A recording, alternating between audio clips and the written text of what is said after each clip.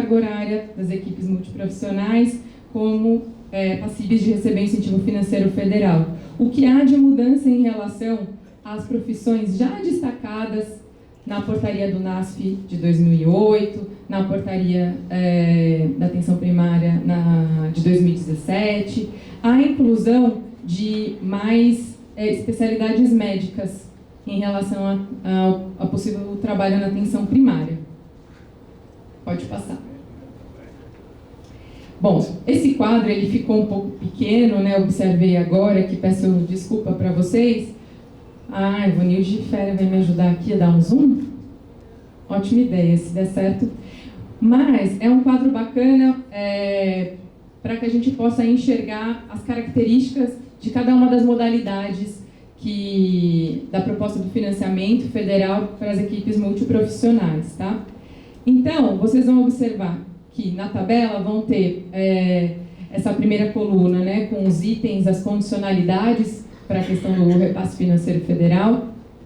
E nessas outras 3 colunas, cada uma das modalidades e a sua relação com as condicionalidades. Então, por exemplo, na equipe multiampliada, um formato de equipe multiprofissional que deve estar vinculada a 10 a 12 equipes de saúde da família, de atenção primária, ribeirinha, consultório na rua, etc., né?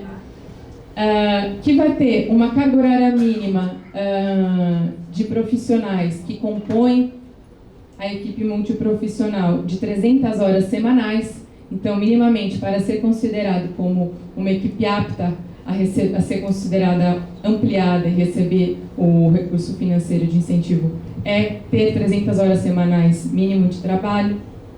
A carga horária mínima por categoria profissional na EMULTI, na equipe ampliada, de 120 horas semanais. Então, como que é essa estratégia de... carga horária máxima, desculpa. Como que é essa estratégia do máximo?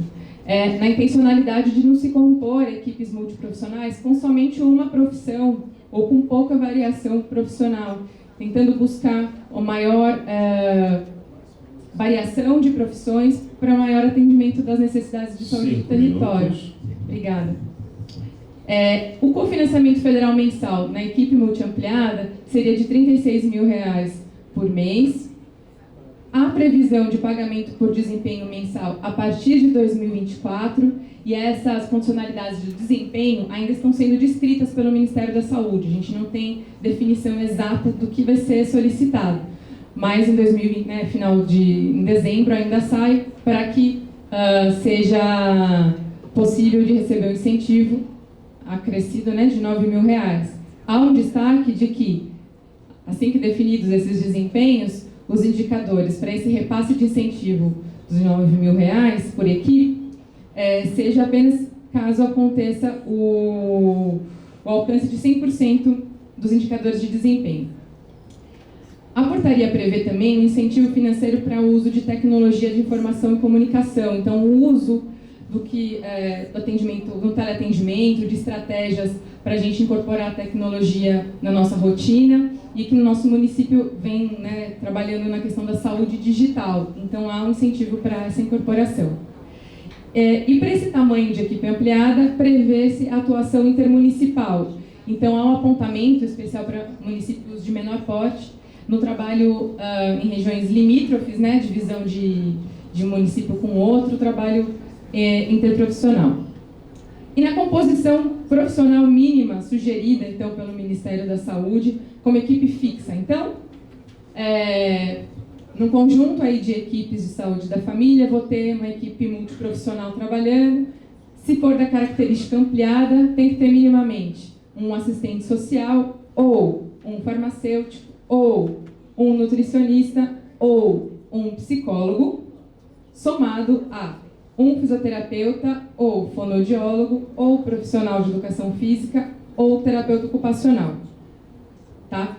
Pela questão do tempo, vou só passar a complementar, que vai seguir aqui na tabela o mesmo raciocínio, sendo uma equipe multiprofissional que vai acompanhar um número menor de equipes de saúde da família, de 5 a 9 equipes. Então, ela vai ter uma carga horária mínima de equipe multiprofissional de 200 horas. Então, se eu vou somar a carga horária de cada profissional que compõe a EMULT, minimamente tem que dar 200 horas semanais de atuação naquele território. Uma carga horária máxima por categoria profissional, de 80 horas. O cofinanciamento federal no valor de R$ 24.000. A previsão do pagamento por desempenho, prevê o incentivo para o uso das tecnologias também, e não está prevista para uma atuação intermunicipal. Em relação à composição profissional fixa, acontece da mesma maneira que a ampliada.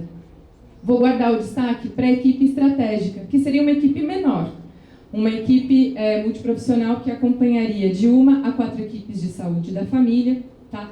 Com uma carga horária mínima de trabalho de 100 horas profissionais por semana, com uma carga horária máxima por categoria profissional de 40 horas, com incentivo federal de R$ 12.000 por mês para o município, prevê o pagamento por desempenho também para 2024, prevê o incentivo para o uso das tecnologias no seu atendimento, e também não está prevista para atuação intermunicipal, assim como a complementar, tá? Uma composição mínima fixa de profissional seria um nutricionista ou um psicólogo, certo? Esses destaques são, pode passar, Ivanilde, que a gente vai concluindo. A gente segue em relação a outros pontos, né? Há também na na nota técnica um item de incentivo, de recomendação, de que haja, né, com o objetivo de cuidar do desenvolvimento sustentável, uma estratégia global, né, para fortalecimento da saúde das mulheres, crianças e adolescentes. É recomendado que as equipes multiprofissionais de todas as 3 modalidades possam ter na sua composição mínima médico ginecologista obstetra, médico pediatra, tendo em vista as mortes maternas, né, como uma ação evitável e que muito é possível fazer ainda na atenção primária. Pode passar. Nesse quadro, mais um quadro da nota técnica que vai sugerir aos municípios um arranjo recomendado de carga horária mínima, pensando as diferentes profissões que podem atuar na atenção na equipe multi. Esse eu vou passar mais rápido por conta do... Pode passar, Ivanilde.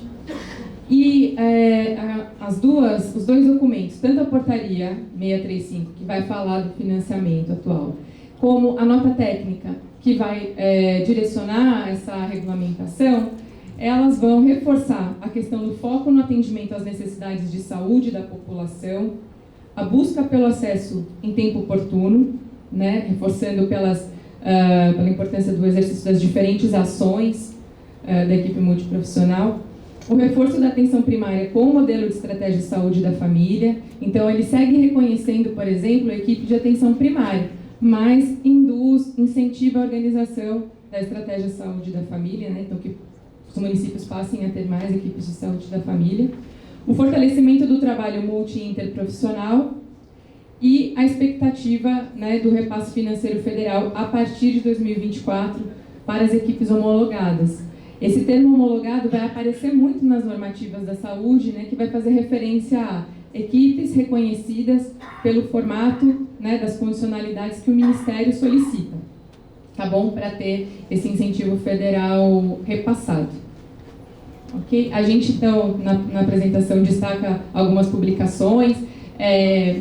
A gente tem na Biblioteca Virtual da Saúde, né, vinculada ao Ministério da Saúde, as publicações dos cadernos da atenção básica. A gente segue utilizando, mas há um destaque ali no site que todos estão em revisão, né, tanto pela atuação normativa, né, nomenclatura, mas a gente ainda, né, segue essa pauta, esses documentos como nossa pauta central, e estão disponíveis na internet, também na apresentação, um link para facilitar o acesso de todo mundo, tá bom? Só reforçar, Bárbara, que o financiamento está sendo feito pela prefeitura desde que parou e ainda que não voltou. Acho que a gente se atentou a destacar a questão da normativa, né?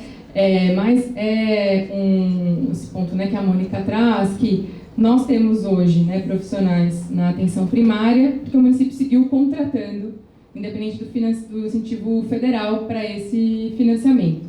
né? Há um desafio, com certeza, dado para a melhor organização do trabalho, mas essa contratação seguiu acontecendo, né? Acho que tem que concluir.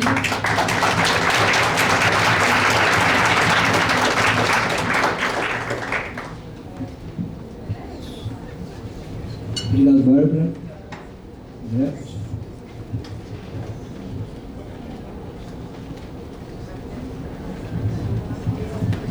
São 20 minutos, tá? Faltando 5, eu também dou um alerta.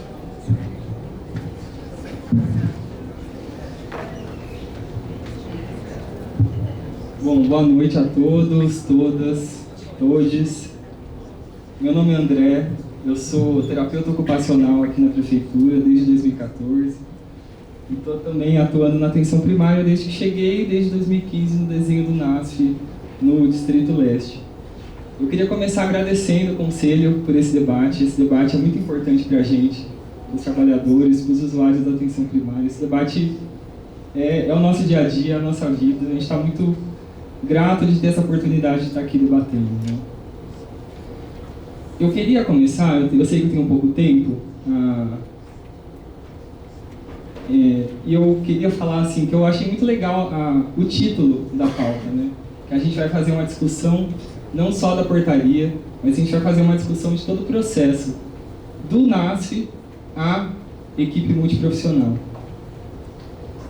E eu acho que o primeiro ponto que eu tenho para destacar, né, a Bárbara já fez um trabalho muito bom assim, de apresentar um pouco do histórico, apresentar as portarias, apresentar os cadernos de atenção básica, os cadernos do NASF. O ponto que eu queria partir é que, assim, do NASF à equipe multiprofissional, tem uma mudança importante de paradigma de atuação multidisciplinar da atenção primária, né?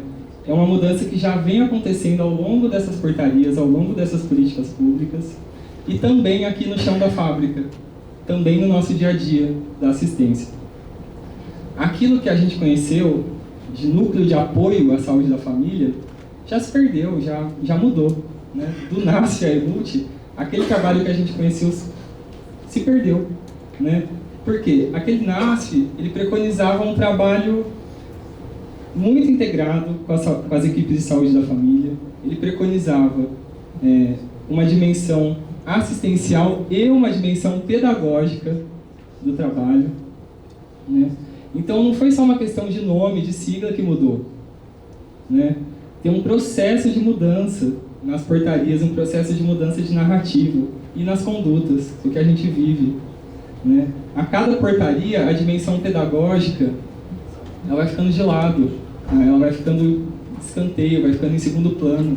O que fica é a dimensão assistencial, o que fica é a ênfase no procedimento, atendimento, a produtividade, a produção, né?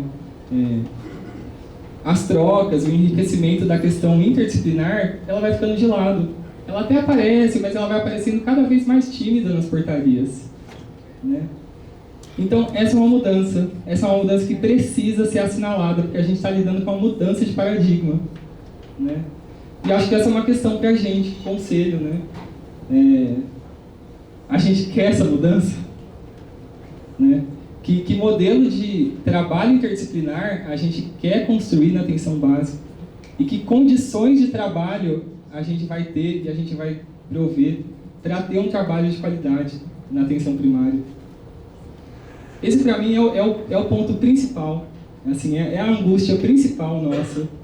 E acho que dessa angústia vão derivar outras tantas, que eu vou ponto a ponto aqui colocar, que são angústias que vêm ao longo do processo e também com a portaria 635. Né? Então, o que eu queria colocar? Primeiro, para falar da nossa realidade, a gente tem uma questão de infraestrutura, né? A gente tem uma questão de equipamento, de transporte, de espaço físico, para desenvolver as ações básicas de NASF, né? A gente pode falar aqui da briga por consultório, mas é muito mais. A gente não tem espaço para, dentro do centro de saúde, para fazer um grupo, para fazer uma reunião decente. A gente não tem espaço no território, espaço público. A gente tem que ficar pegando...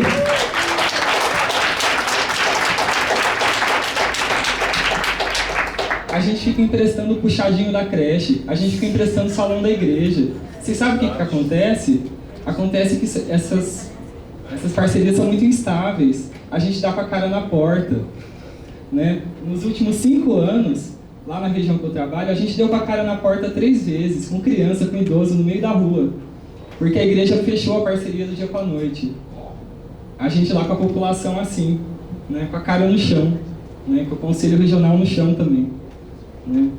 A gente tem uma questão da fragilidade do secundário. Né? A Tatiana falou muito bem ali, a Poli foi fechada, o Sabiá foi fechado, quem assumiu a responsabilidade foi o NASF. Né? A gente tem serviços secundários aí, CAPES, CRI, CRR, subdimensionado. Quem aguenta o rojão é o NASF. Né?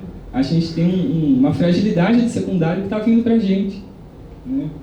A gente tem a criação dos protocolos, né, principalmente de saúde da criança, os quais a gente não teve ainda capacitação.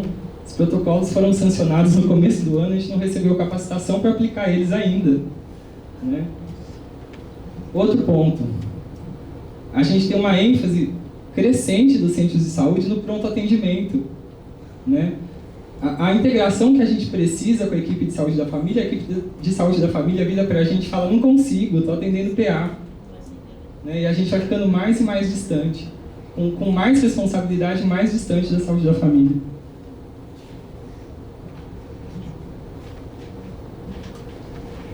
Outro ponto, e eu acho que um ponto nevrálgico, é a questão do dimensionamento. Né?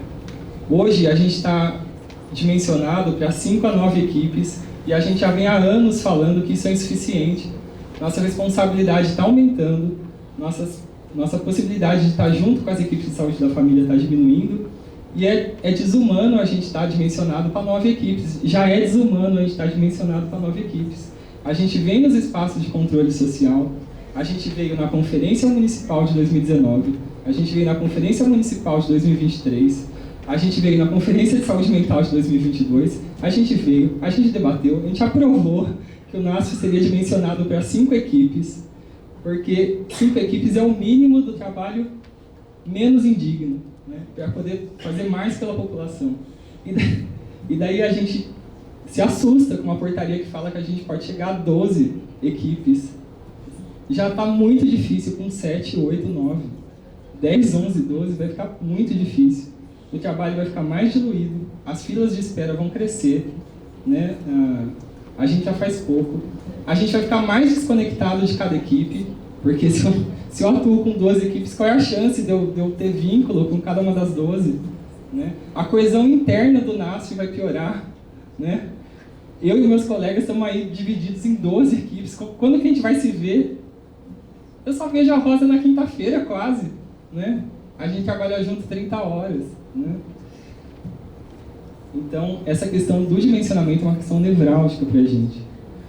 A questão dos indicadores. O artigo 15 da portaria 635 fala dos indicadores.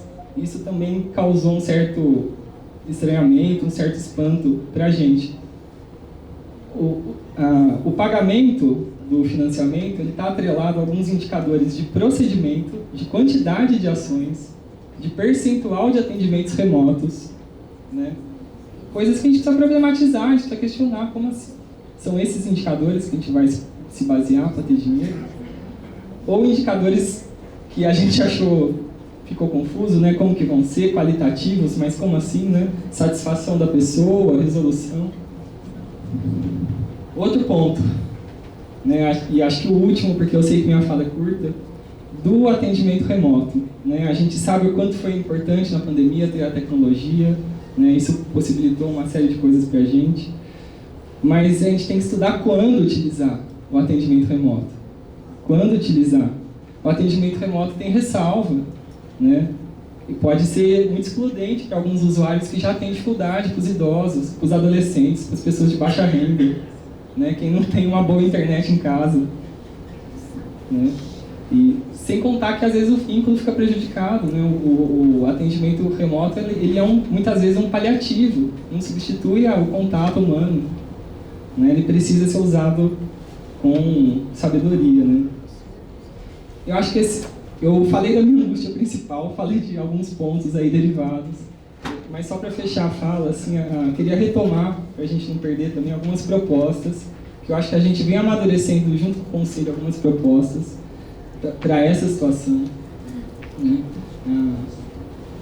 Porque é de suma importância a gente construir junto, e a gestão está junto com a gente que executa e junto com a gente que usa, né? Porque a gente tem contribuições aí, né? Então, retomando uma proposta que a gente discutiu na executiva, de trazer o trabalho interdisciplinar aí na atenção básica para a discussão dos novos documentos orientadores da atenção primária e a gente poder detalhar como vai ser na prática de Campinas essa portaria ministerial. A inclusão do tema do trabalho interdisciplinar da atenção básica também no dimensionamento. A gente cansou de falar o quanto o dimensionamento é um nó. O tanto de tempo que vocês me derem, eu vou falar que um dos grandes nós é o dimensionamento. Né? Também, outra proposta, da gente continuar esse debate, inclusive no ano que vem, retomando as oficinas de condução aí da política, com ampla participação aí dos trabalhadores também, dos usuários, e que a gente possa perpetuar e continuar o trabalho, inclusive, para dentro dos distritos, não só com apoio, né, mas também com os coordenadores locais, com os trabalhadores, com os usuários, que a gente consiga implantar a política em nível também distrital, em colegiado, né, nada construído só de um lado. E é isso que eu tinha para falar. Obrigado.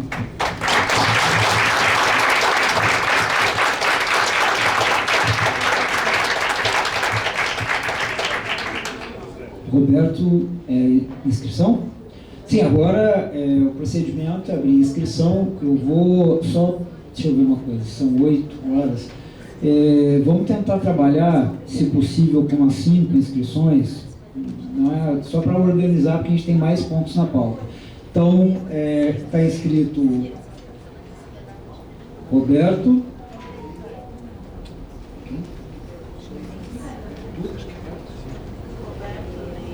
Ney,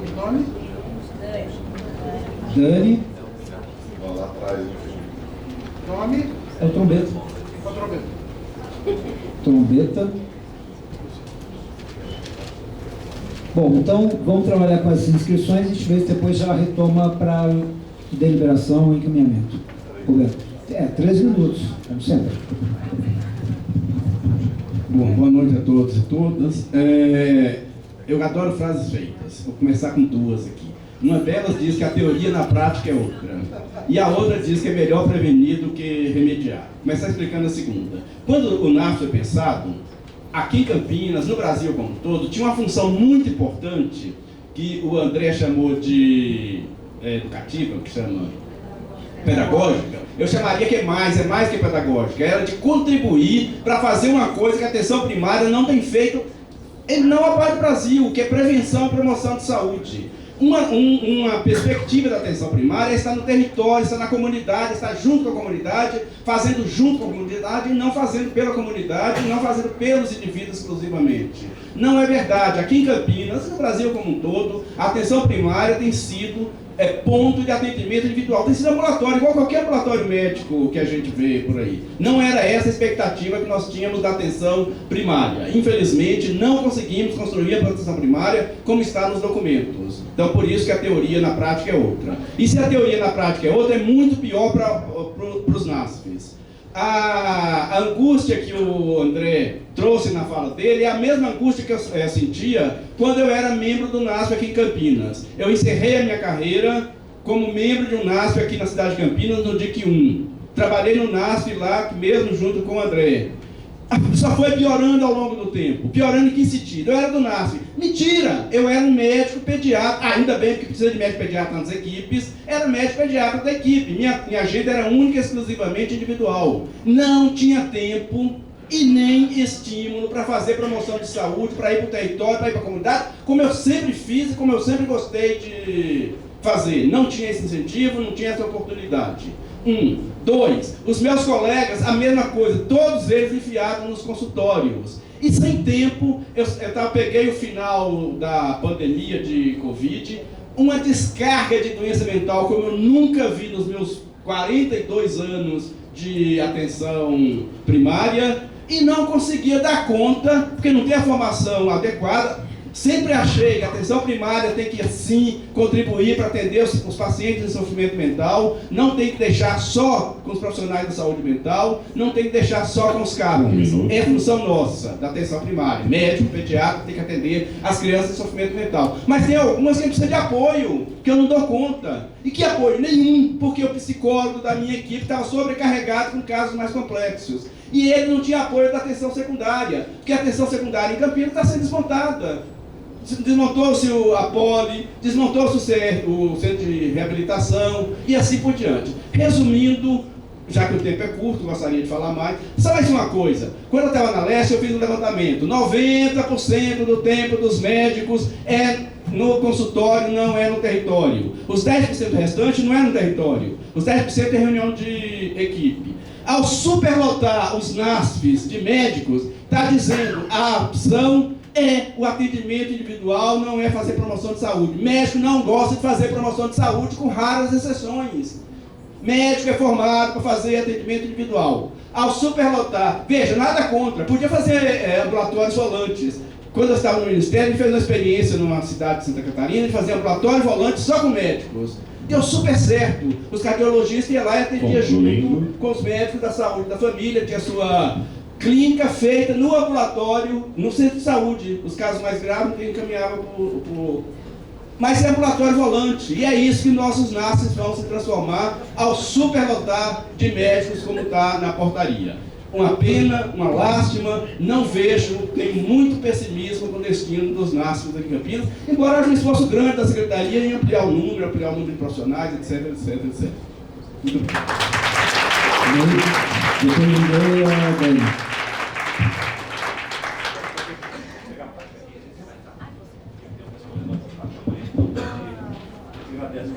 Bom, meu nome é Ney, sou trabalhador de NASF também, do NASF de São Quirino.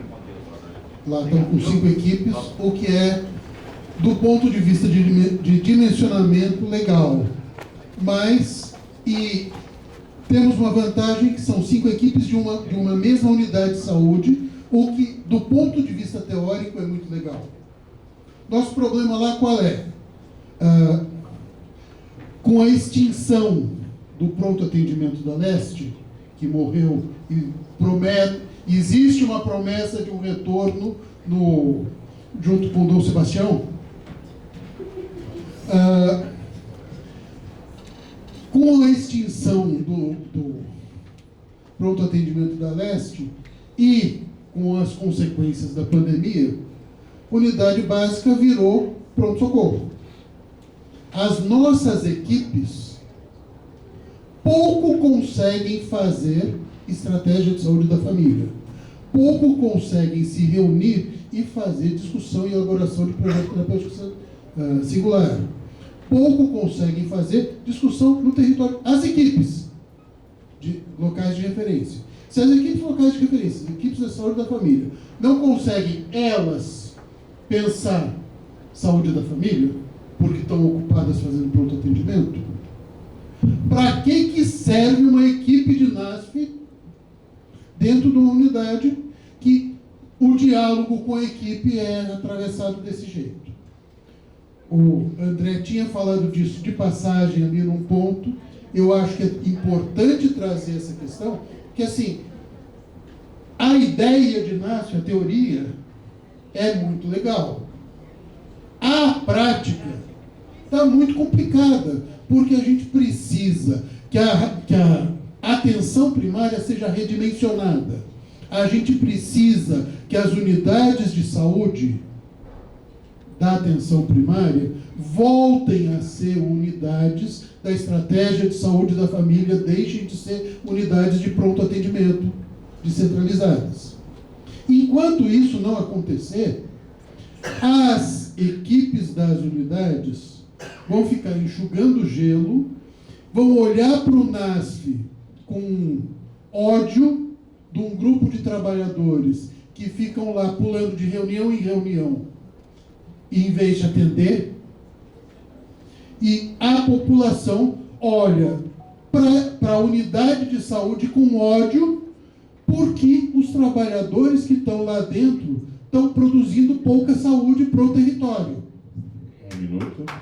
Então, assim, a gente tem um desafio que é, de um lado, contratar mais gente, ampliar o número de unidades de saúde no território. A gente tem um desafio que é